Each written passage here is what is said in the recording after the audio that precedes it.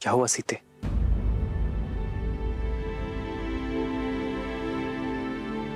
कुछ नहीं आ रहा। एक पति और पत्नी के बीच ना ही दुख छुपे रहने चाहिए, ना ही सुख, और ना ही कोई चिंता।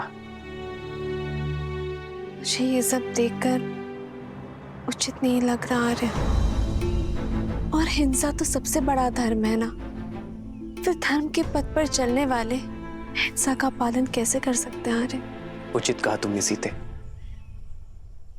अहिंसा से बड़ा कोई धर्म नहीं है, किंतु कई बार शांति पाने के लिए युद्ध करना आवश्यक हो जाता है सीते।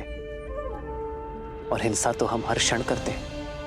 हम जब श्वास लेते हैं तो न जाने कितने सूक्ष्म जीव मारे जाते हैं। हम जब धरा पर चलते हैं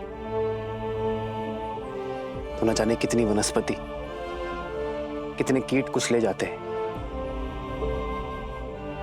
श्वास लेना एक व्यवस्था है सीता, और व्यवस्था को स्थापित करने के लिए की गई कठोरता हिंसा नहीं होती। किसी निर्दोष पक्षी के प्राण लेना हिंसा है, किंतु किसी निर्भक्षी का संहार करना, उसका अंत करना धर्म की स्थापना है। हम उनका नाश कर रहे हैं जो संसार में अव्यवस्था फैलाना चाहते हैं। आपका कथन उचित है आर्य, किंतु फिर भी इतने सारे प्राणों की बलि देखकर मन अशांत होता है आर्य। जानता हूं सीता, ये सरल नहीं है, किंतु आवश्यक है। इन राक्षसों का नाश ही संसार का उद्धार करेगा, जग में शांति स्थापित करेगा, और निर्बलों की सुरक्षा के लिए शस्त्र उठाना होगा। किंतु हमें अपने कर्मों का फल भी तो भोगना होगा ना? अवश्य भोगना होगा। हमारे जीवन में अनेक कठिनाइयां आएंगी, किंतु यह यात्रा बलिदान की यात्रा है। अपने परिवार के लिए एक व्यक्ति का बलिदान देने में कोई बुराई नहीं है। वैसे ही गांव के लिए परिवार का बलिदान, राष्ट्र के लिए गांव का बलिदान, संसार के लिए राष्ट्र का बलिदान, और धर्म के लिए संसार का बलिदान। तो बताओ सीता, तुम मेरा साथ दोगी?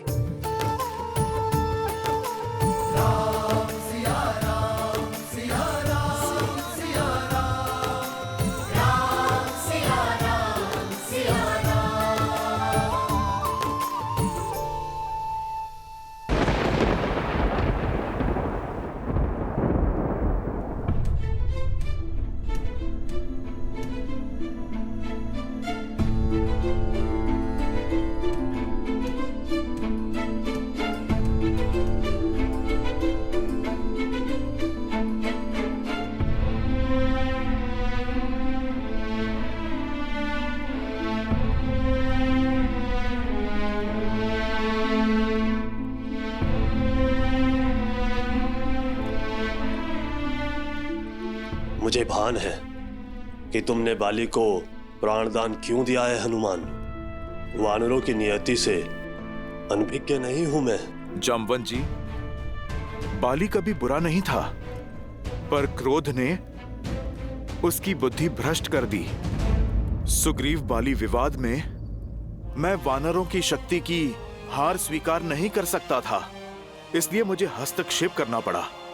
मुझे आशा है कि बाली अपना अभिमान त्याग महाराज सुग्रीव को अपना ले, तो वानरों की सफलता का उदय हो जाए। पर तुम्हारी आशा टूटती दिखती है मुझे।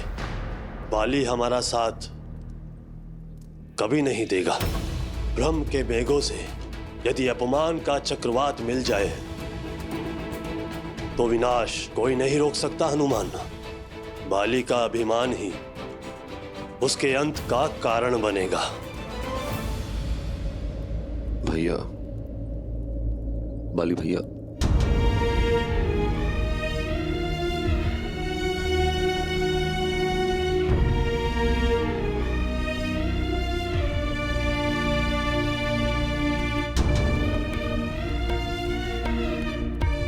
हनुमान, बाली भैया को प्राण दान देकर तुमने मुझे जीवन दान दिया। महाराज सुग्रीव, परंतु मुझे खेद है, बाली जैसा बुद्धिमान व्यक्ति कैसे सत्य नहीं देख पा रहा?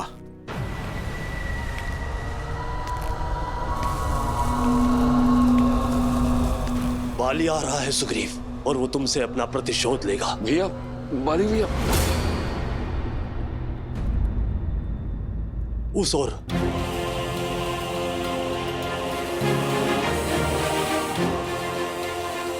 जय श्री राम।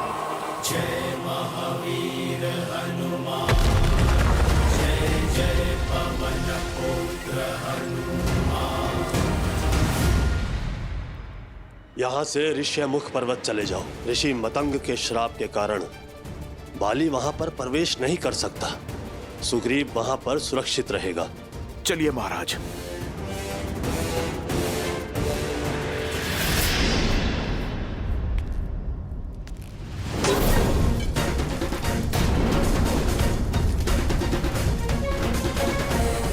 मुझसे बचकर नहीं जा सकते हो तुम सुग्रीव। मैं तुम्हें पाताल से भी खोज लूंगा। ऋषिमुख पर्वत पर पहुंचने से ही पहले मार दूंगा मैं तुझे।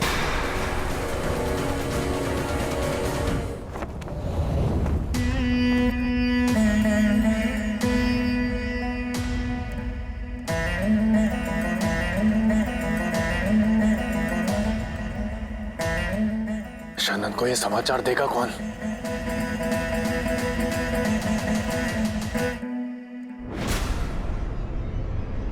भाई की गंध मुझसे छुपती नहीं खर। और उससे भी बड़ी बात, ये गंध मुझे भाती नहीं।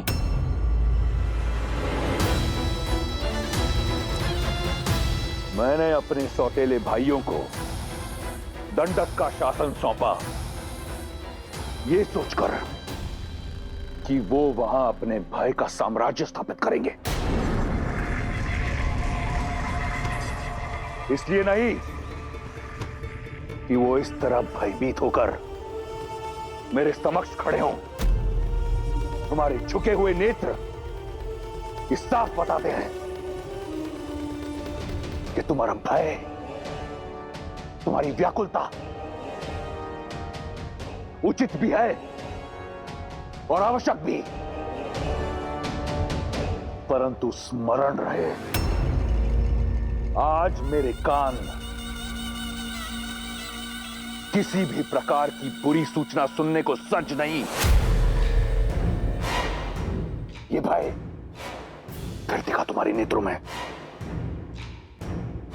परंतु अच्छा लगा, क्योंकि ये भय रावण का है, होना चाहिए।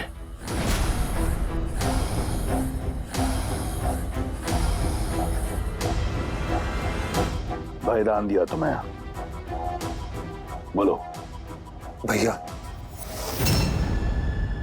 लंकेश विराट मारा जा चुका है। तो विराट रावण नहीं, काल जिसके वश में हो। परंतु लंकेश, विराट का संहार एक वनवासी मनुष्य के हाथों हुआ है। किंतु वो एक साधारण व्यक्ति नहीं है। अयोध्या नरेश दशरथ के पुत्र राम और लक्ष्मण है, और उनके साथ एक सुंदरी भी है, राम की पत्नी मिथिला कुमारी सीता।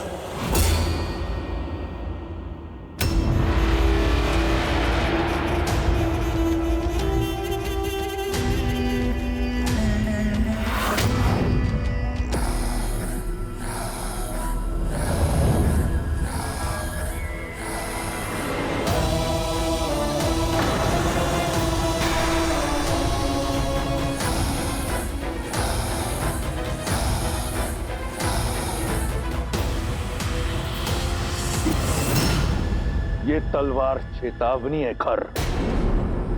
वन का दायित्व तुम्हारा है, तो उसमें उपजी समस्या मेरी क्यों? यहां बालकों की भांति भिक्षा मत मांगो, वीरों की भांति लड़ो और मार दो उन वनवासियों को। जी लंकेश, भय केवल इस आभास का था कि एक साधारण मनुष्य विराट जैसे राक्षस का संहार कैसे कर सकता है। भविष्य में समस्या नहीं, समाधान लेकर मेरे समक्ष आना, अन्यथा अब जाओ यहां से। और अगली बार अपनी समस्या का पिटारा खोलने से पहले स्वयं का शीश धड़ से अलग कर लेना, पीड़ा कम होगी। और स्मरण रहे, मेरा उन वनवासियों से कोई लेना देना नहीं। शबा लंकेश।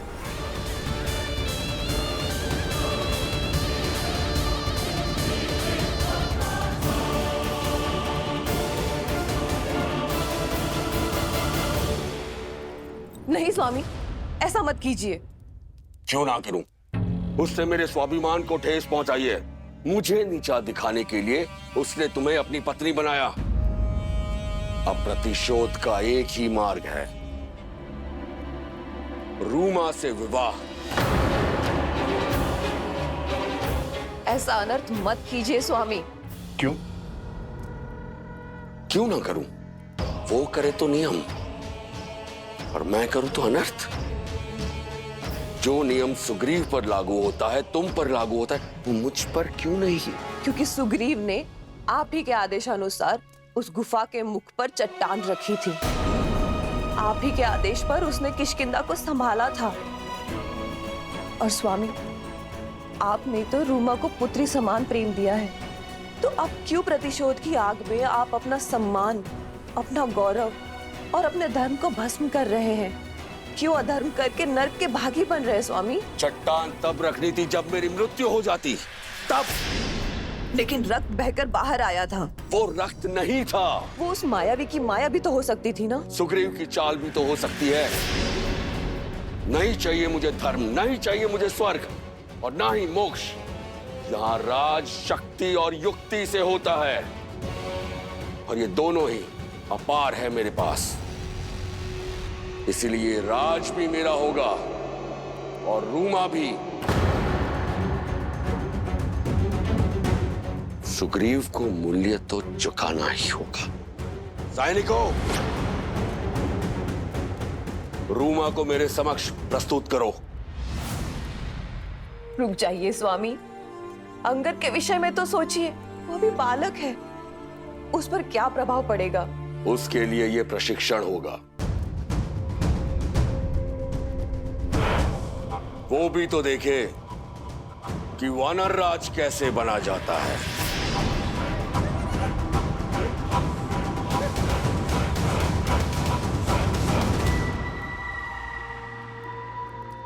ज्येष्ठ श्री? ज्येष्ठ श्री नहीं, स्वामी कहो।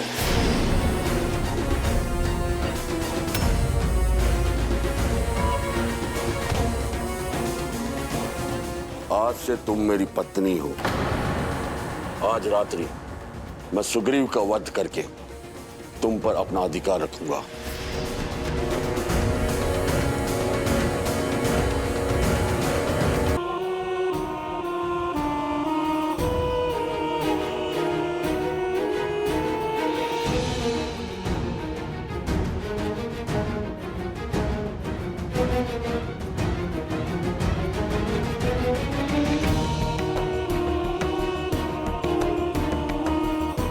जो तुम्हारा नहीं है उसे पाने की लालसा छोड़कर जो है उसी में संतुष्ट रहना सीखो।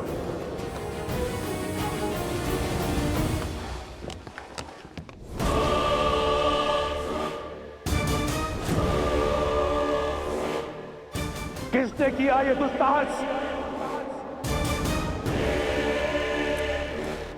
किसे अपने प्राणों से प्रेम नहीं? समक्ष आओ। क्षमा करे भैया, ये दुस्साहस मैंने किया है क्योंकि मैं आपको किसी भ्रम में नहीं देख सकती। भ्रम? हाँ भैया, सीता की जिस छवि को आपने देखा था अब वो वैसी नहीं रही। अब वो महलों की राजकुमारी से एक वन की सन्यासिनी बन चुकी है।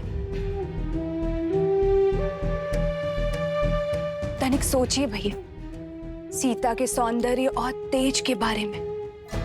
आपके साथ लंका की स्वामिनी के रूप में खड़े होकर वो कैसी लगेगी? उसका प्रारब्ध आप ही के आने की प्रतीक्षा में है। बेचारी, जिस राजकुमार से विवाह किया उसके पास राज्य तो छोड़िए, कांटों से बचने के लिए पांव में पादुका तक नहीं। जिस स्त्री को लंका की मखमल शैया पर होना चाहिए वो पथरीली चट्टानों पर सो रही है। लंका की सुगंधित और कमलों से सज्जित सरोवर के स्थान पर जोंक और कीड़ों से भरे वन्य तालाबों में स्नान कर रही है।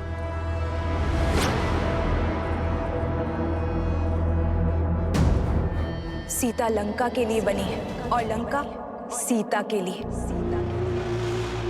ये शब्दों का खेल मेरे साथ मत खेलो। मैंने तुमसे परामर्श नहीं मांगा, आदेश दिया था दंडक में निवास करने का। जाओ।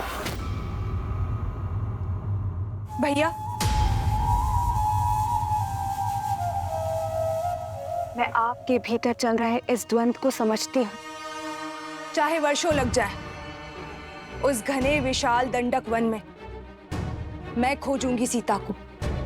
आपके समक्ष तभी आऊंगी जब उन दोनों भाइयों के अंत का कारण बनूंगी।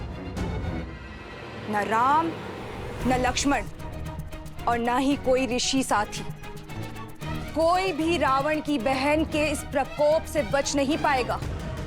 सीता पर केवल मेरे भाई लंकेश का अधिकार होगा।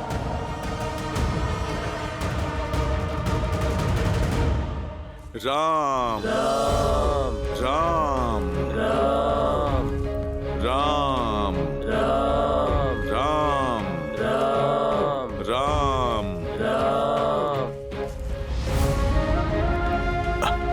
महाराज, बस कुछ देर और, हम लोग ऋषिमुख पर्वत के निकट हैं। राम राम राम राम। रुक जाइए महाराज।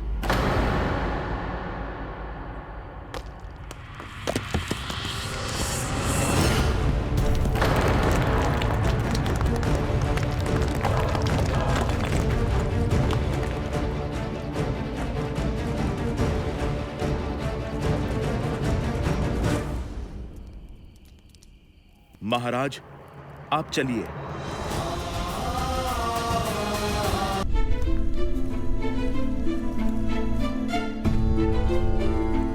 बालपन में बाली भैया कितना प्रेम करते थे मुझसे। तुम देखना हनुमान, बाली भैया को उनकी भूल का पश्चाताप अवश्य होगा। हमारे मत मिले ना मिले, हमारे मन अवश्य मिलते हैं।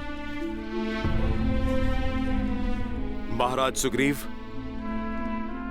प्रभु श्री राम करे आपका कथन सत्य हो, परंतु ये समय भावनाओं में बहने का नहीं, योजनाओं को सफल करने का है। ऋषिमुख पर्वत तो समक्ष है और योजना तो ऋषिमुख पर्वत पर आने की थी ना। ये सारे पेड़, ये ऋषिमुख पर्वत की सीमा ही तो है। महाराज, आप चिंता ना करें, मैं बाली के हर एक प्रहार से आपको बचा लूंगा। परंतु हनुमान, यदि तुम बाली भैया के समक्ष गए तो वो तुम्हारी आदि शक्ति छीन लेंगे। मेरी यही योजना है कि मैं उनके समक्ष नहीं, उनके पीछे रहूं और मैं महाराज बाली को ऋषिमुख पर्वत की सीमा तक खींच के लाऊंगा। जैसे ही उनका पग ऋषिमुख पर्वत की सीमा को छुएगा, उन्हें मिला श्राप उनके प्राण हर लेगा। परंतु ये होगा कैसे हनुमान? और भैया के प्राण? महाराज सुग्रीव, यदि जीवित रहना है तो आप मुझ पर विश्वास कीजिए।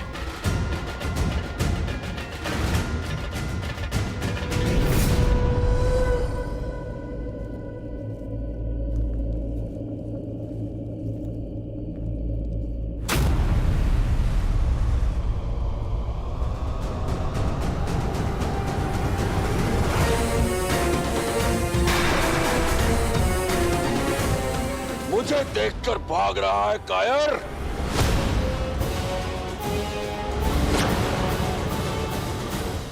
प्राण जाए फिर भी मैं आपसे युद्ध नहीं करूंगा भैया। अब प्राणों के सिवाय बचा क्या है तेरे पास कायर? अब तो राज्य भी मेरा और रूमा भी। अब मत रोकिएगा महाराज सुग्रीव।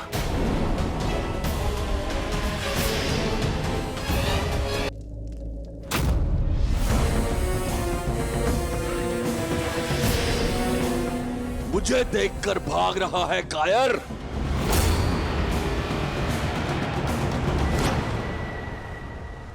प्राण जाए फिर भी मैं आपसे युद्ध नहीं करूंगा भैया। अब प्राणों के सिवाय बचा क्या है तेरे पास कायर?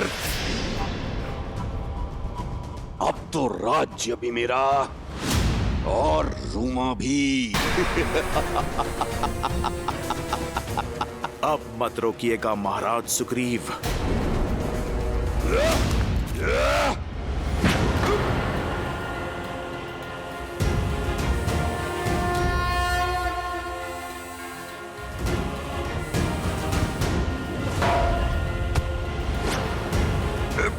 हनुमान!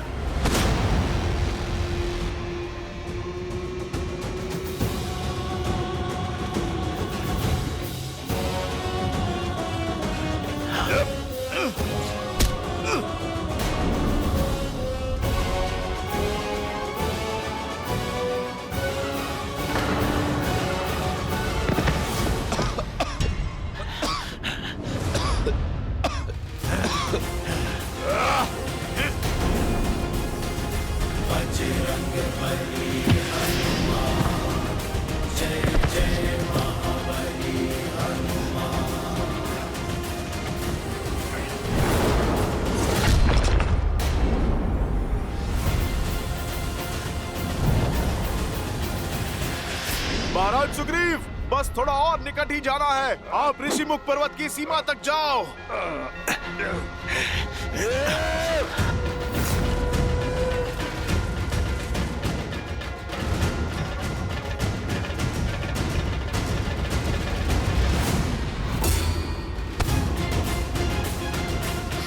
छोड़ो हनुमान, मुझे जाने दो। महाराज बाली, ऋषिमुख पर्वत के स्पर्श का आनंद नहीं लोगे? मैं चाहूं तो एक क्षण में आपको पर्वत के शिखर पे फेंक सकता हूं, जहां पर गिरते ही आप ऋषि मार्तंड के श्राप से भस्म हो जाओगे। मैं सुग्रीव को मारे बिना नहीं जाऊंगा यहाँ से। फिर तो हम सदा सदा के लिए इसी अवस्था में उलझे रहेंगे महाराज बाली। महाराज बाली, आप मेरी बात ठीक से समझो। एक उपाय है मेरे पास। महाराज सुग्रीव को ऋषिमुख पर्वत पर रहने दीजिए और आप किष्किंधा पर राज कीजिए। आप मुझे वचन दीजिए, जब तक वो यहाँ हैं, आप उन्हें क्षति नहीं पहुंचाएंगे, क्योंकि यहाँ आए तो सच में इस बार मैं आपको क्षमा नहीं करूंगा। नायक बनने का अवसर खोकर बहुत दुख होता है ना। आप राक्षस बन गए हो, किंतु आपको दंड मैं नहीं दूंगा। स्वयं मेरे प्रभु श्री राम देंगे। उचित है, मैं सुग्रीव के प्राण छोड़ दूंगा जब तक वो इस पर्वत पर कायरों की भांति छुपा है। मैं उसका पीछा नहीं करूंगा। अति उत्तम। तो अब आप लौट जाएं और आपको मेरी चेतावनी स्मरण रहे, आप यहां दोबारा नहीं आएंगे। परंतु मेरी भी एक चेतावनी है, सुन लो। सुग्रीव ऋषिमुख पर्वत से नीचे नहीं आना चाहिए।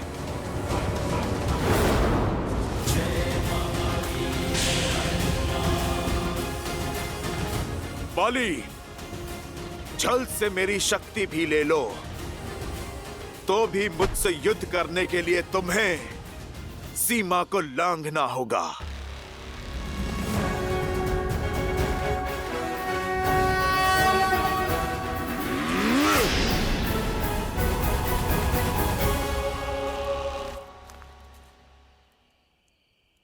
हनुमान। महाराज सुग्रीव, हम ऋषिमुख की सीमा में सुरक्षित आ चुके हैं। आप निश्चिंत रहिए।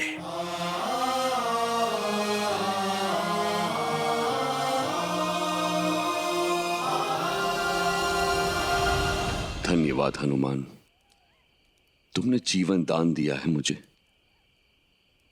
किंतु मेरा दुर्भाग्य देखो, मेरे अपने ही भाई ने मुझसे मेरी पत्नी, मेरा घर, मेरा राज्य सब छीन लिया।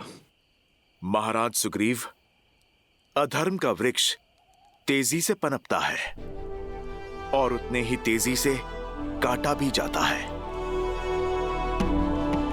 बाली का नाश अवश्य होगा, क्योंकि धर्म के रक्षक मेरे प्रभु श्री राम आ रहे हैं। जय श्री राम। जय श्री राम।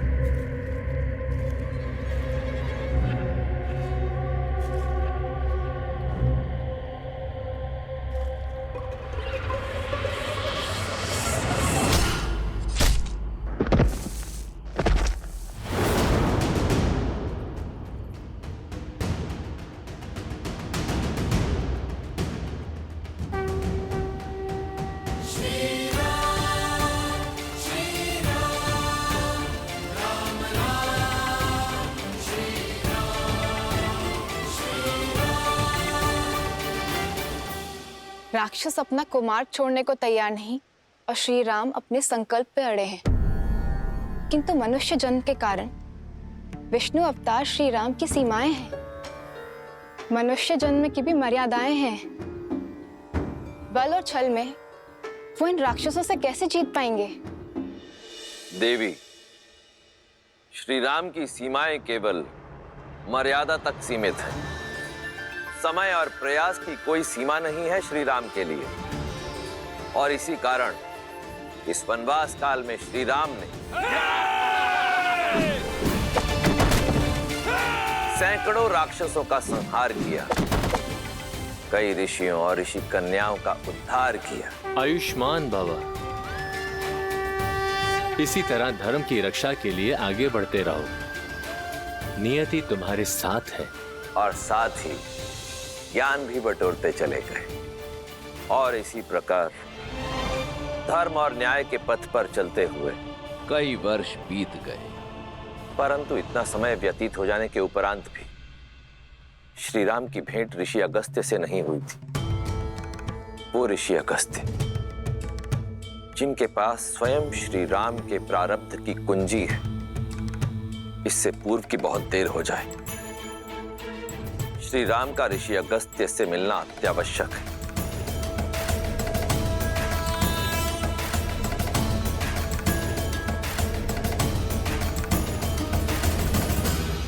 लक्ष्मण जी भैया,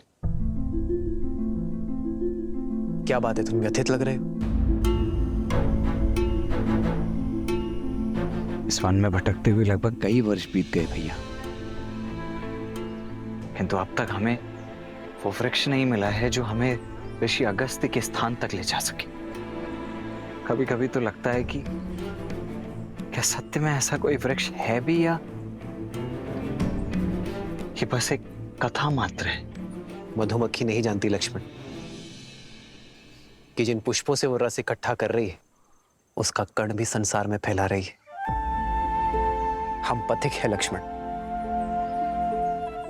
और पथिक का कर्तव्य होता है बिना कर्म फल की इच्छा की अपने कर्तव्य पथ पर चलते रहना, बिना आस लगाए निरंतर प्रयास करते रहना।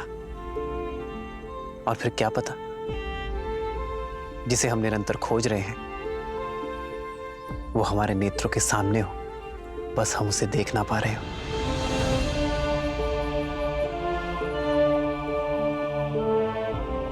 जी भैया। आओ सीता।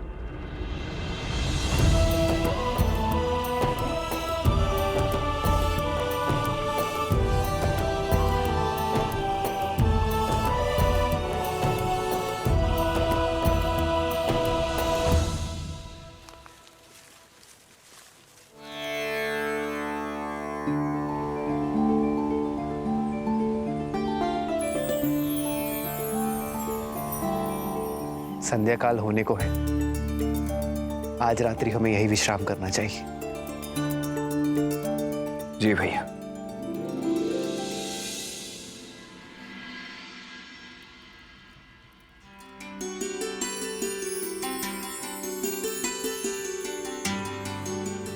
सीते, विवाह से पूर्व की रात्रि स्मरण है तुम्हें? नहीं तो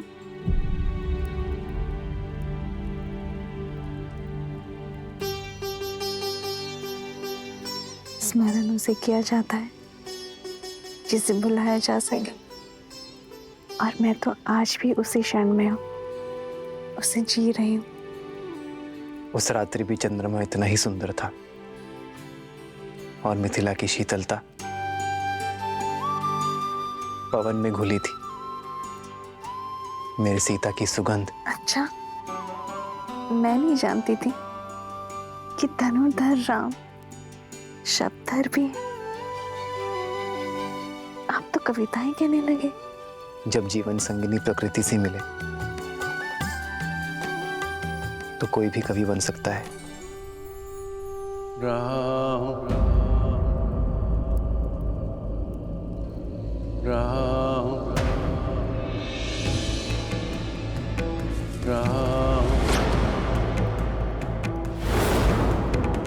राम। भैया सावधान, केवल स्वर है भैया, कोई दिखाई नहीं दे रहा। यह अवश्य ही उन उद्दंडी राक्षसों की कोई चाल हो सकती है।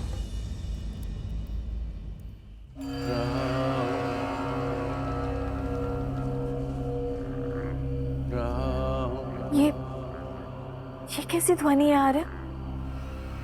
जो भी है, शुभ तो नहीं है भाभी। ऐसा प्रतीत हो रहा है जैसे ये संपूर्ण वन वेदना के सागर में डूबा हुआ है।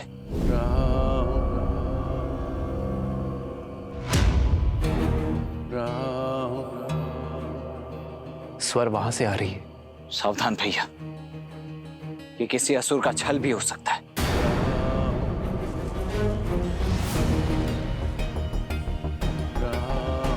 भैया, वन में पग मैंने आपकी सेवा और सुरक्षा के लिए ही धरा है, इसीलिए आगे तो मैं ही चलूंगा।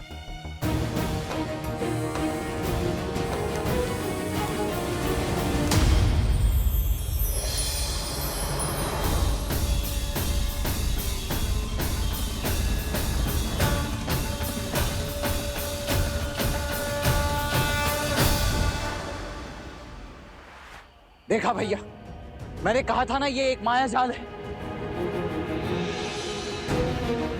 हमें यहां से चलना चाहिए भैया।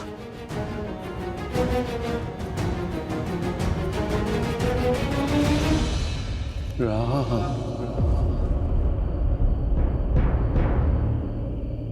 राम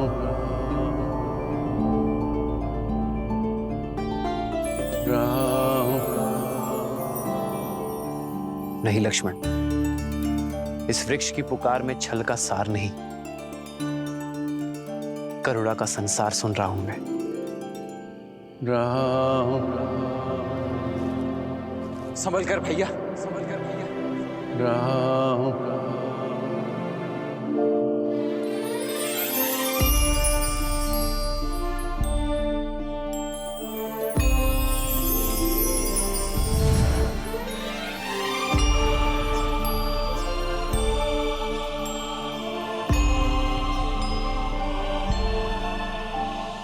भैया, लगता है हमारी खोज संपन्न हुई। अगस्त्य ऋषि का पता बताने वाला वृक्ष यही है।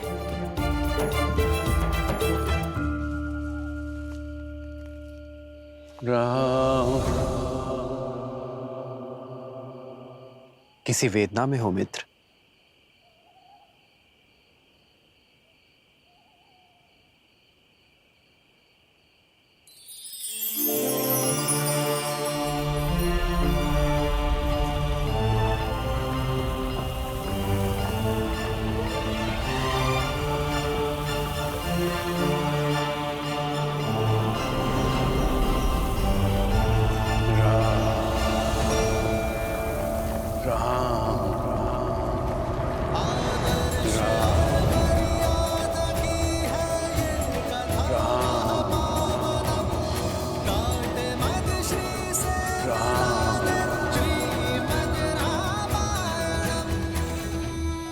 मेरा नाम कैसे ज्ञात है आपको?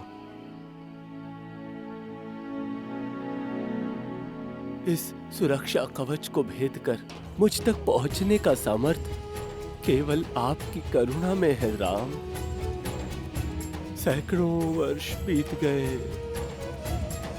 प्रतीक्षा में, आज मेरे सौभाग्य के द्वार खुल गए। प्रणाम। आपके शब्दों में ज्ञान का आधार दिख रहा है। कौन है आप? मैं सुतीक्ष्ण, ऋषि अगस्त्य का शिष्य हूं। महर्षि अगस्त्य के शिष्य?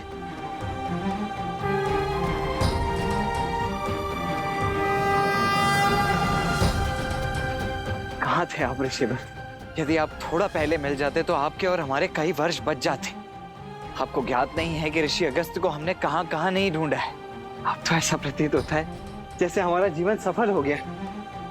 अब शीघ्रता कीजिए, बताइए कि आपके गुरुदेव ऋषि अगस्त्य हैं कहां? वर्षों में ही थक गए। ऋषि अगस्त्य और मैं तो सदा सर्वदा से श्री राम की प्रतीक्षा कर रहे हैं।